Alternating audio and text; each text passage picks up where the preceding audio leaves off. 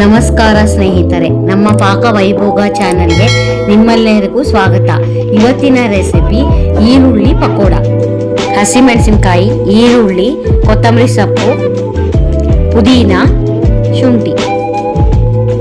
ಒಂದು ಬಾಣಲೆಗೆ ಕಡಲೆ ಹಿಟ್ಟು, ಅಕ್ಕಿ ಹಿಟ್ಟು, ಉಪ್ಪು, ಜೀರಿಗೆ,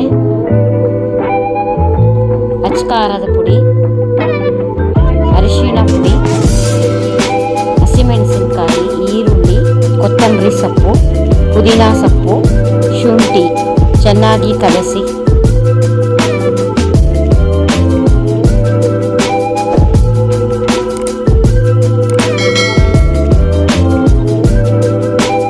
ಒಂದು ಬಾಣಲೆಗೆ ಎಣ್ಣೆ ಹಾಕಿ ಕಾದಿದ ನಂತರ ಕಲಸಿದ ಪಕೋಡ ಹಿಟ್ಟನ್ನು ಎಣ್ಣೆಗೆ ಹಾಕಿ ಕರಿಯಬೇಕು.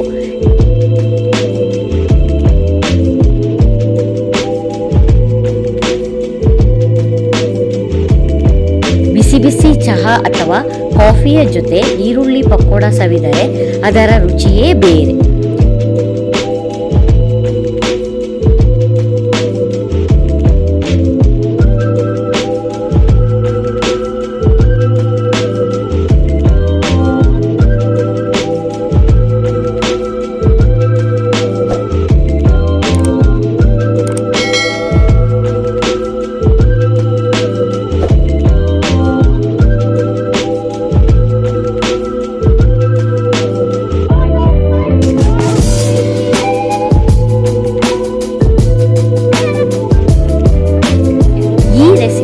ನಿಮಗೆ ಇಷ್ಟವಾದಲ್ಲಿ ನನ್ನ ಪಾಕ ವೈಭೋಗ ಚಾನಲ್ಗೆ ಲೈಕ್ ಮಾಡಿ, ಶೇರ್ ಮಾಡಿ, ಸಬ್ಸ್ಕ್ರೈಬ್ ಮಾಡಿ.